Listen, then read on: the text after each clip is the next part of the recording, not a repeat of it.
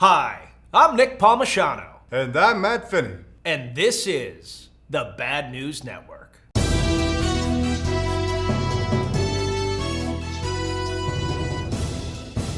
There's very little that is bipartisan in Congress anymore, even when things make sense. Even when the average person looks at something and says, this is obviously the way to go, we still see Republicans blocking Democrat bills and Democrats blocking Republican bills. That's why when we see something bipartisan, like the new bill that just ran through the House of Representatives and is on its way to the Senate, which allows Afghanistan interpreters to get visas to the US so they aren't murdered for supporting us for the past 20 years, we get to be a little happy. The vote was 407 to 16. But I had to ask, who the are the 16 people who think these people need to die? Well, they are Biggs, Boebert, Brooks, Desjarlais, Duncan, Good, Gosar, Green, Hearn, Heiss, Massey, Moore, Perry, Posey, Rosendale, and Roy. None of them have yet to put out a statement why, but I'm having a real hard time thinking of a single good reason that they would vote no. For the lulz? Over 10,000 interpreters have been murdered already. Is that not enough? Please don't tell me that you're worried about our safety in the US. Please don't tell me that they knew the risk. Please don't feed me any of this bullshit. I'm really tired of these people. These are low-quality human beings. You ever hear these people talk? You ever hear Boebert or Green try to form a coherent thought about anything substantive? It's comedy. I have real conversations with really accomplished people all the time, and we talk about office. We tend to feel that we're unqualified because we don't have enough federal work, or we don't have enough large organizational work, or we perhaps don't have an expert level grasp of constitutional law, and we feel that someone with greater qualifications should be the one running for office. But instead, we have Boebert, Green, and the rest of these idiots just shouting out whatever thought pops into their head as if it's the gospel without risking anything, while they're content to watch those that helped us just die because. I have no time for it or for them. I've always thought that these people were idiots, but I've been nice about it up until this point because idiot is not equal to evil. This pretty much throws that out the window. These people are fucking garbage, and I'm going to say it every time they do the littlest thing that is even partially garbage. America is supposed to be about something bigger than being powerful, bragging about it, and pretending you're tough. We're supposed to be the lighthouse for those that want something more. We're supposed to be the country that is always trying to be a more perfect union, a force of good. These 16 just self-identified as un-American. Them and their ilk is a greater threat to America than Afghanistan ever was,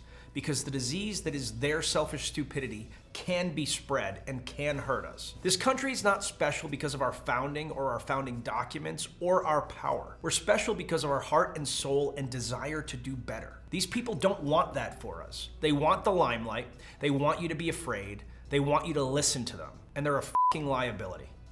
Happy Friday. On July 7th, South African President Jacob Zuma was arrested for contempt of court during an investigation into him and his administration for corruption. Zuma has been well known for fighting apartheid and for being a champion for the downtrodden. Now, allegations ranging from racketeering to using taxpayer money to the tune of $20 million for renovations on his home threaten to erase that. I'm sure the country will totally agree he needed a golden toilet. No?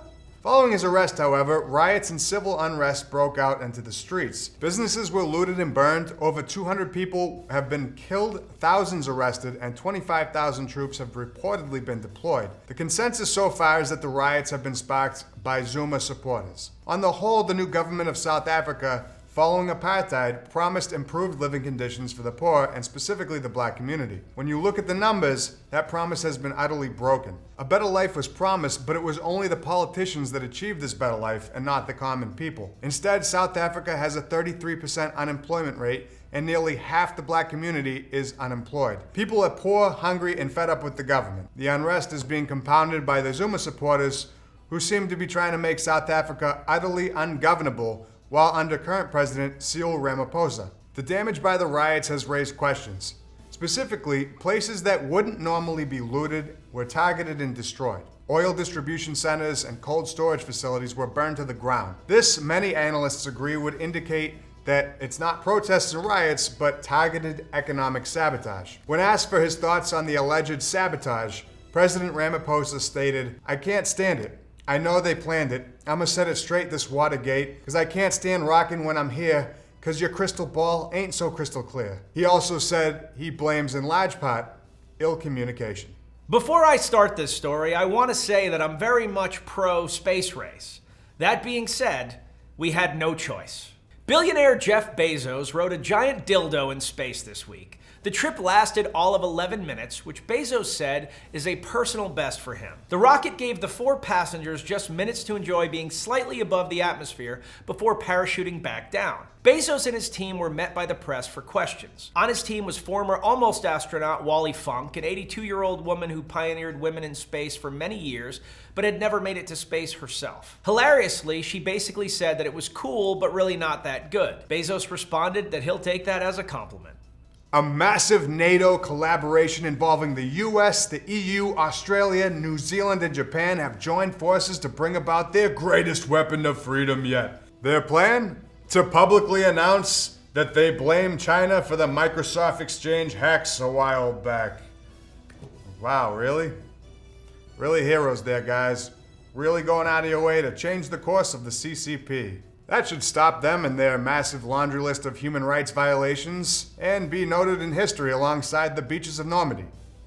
Bravo. But really, that's it. That's the story. They're joining together to publicly blame China, something that the internet has already done since it's happened. Officials in Dubai are making it rain this week. No, not at the strip club, but get your mind out of the gutter. I'm talking cool, fresh agua.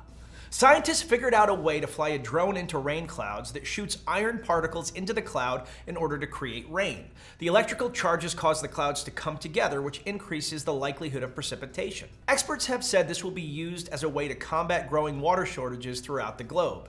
Haters will say it's another example of Dubai showing off its drip. British sprinter Reece Prescott nearly missed an Olympic opportunity after coming in 18 pounds overweight. When asked how he packed on the pounds, Prescott stated that he was binging on the British version of DoorDash and fragging noobs in Call of Duty till all hours of the morning. He then moved to America and joined a training camp to get away from it all, but subsequently ended up moving back 2 months later. When asked what happened at the camp, American officials simply reported, "Tea people bad." Prescott will be representing the UK in Tokyo Olympics and has stated that he plans on swapping out the cake for the kale.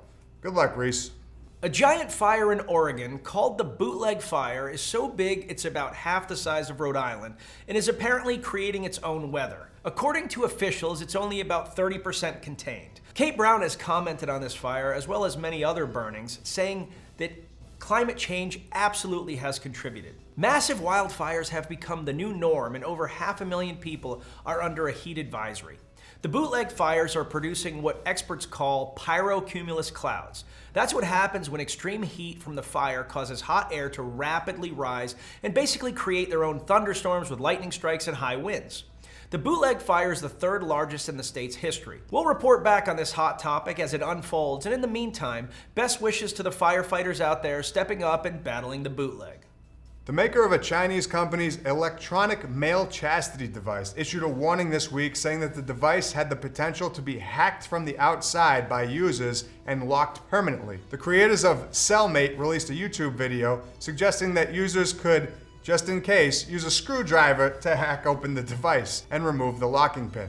Users responded by saying that it's a little close for comfort when stabbing a screwdriver into the device, to which the owner of the company said, "Be a man, stab your chastity device with a screwdriver and stop being a little about it." To which users replied, "Why don't you go yourself?" To which the owner replied, "I could if I wanted to because I'm not wearing one of those damn devices." I may have paraphrased a little bit, but you get the point. But honestly, in this day and age, putting a Bluetooth internet-connected cage around your genitals has got to be up there with one of the dumbest moves you could do. The president of the company admitted that while they have a usable product, when it comes to cybersecurity, they still have a schlong way to go. The White House has reported this week that an aide to Nancy Pelosi tested positive for COVID-19 after coming into contact with the fleeing Democrats from Texas. More than 50 Texas Democratic state lawmakers fled Texas in an effort to block Republican-led bills that would make mail-in voting and drive-through voting more difficult. They escaped on a private jet and apparently remembered to pack their COVID-19. In all honesty, the Democrats are frantically trying to downplay this whole debacle,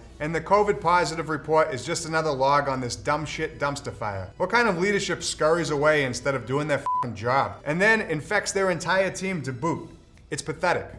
Unity, am I right? Anyways, the White House has reported that the aide is in quarantine and has not come into contact with any of Pelosi's team or Pelosi herself since contracting COVID. All the lawmakers have been vaccinated and have reported only minor symptoms. As of right now, those Texas lawmakers are still in D.C., and it's unclear as to whether or not they have plans to return to Texas. And finally, in Florida Man news, Hillsborough County Sheriff's Department wins the award for the worst combination of trespassing and produce of possibly the entire year. Deputies were called to a disturbance at a residence where they found 47-year-old Eric Detigi sprawled out on the front lawn. Shirt yes, pants none.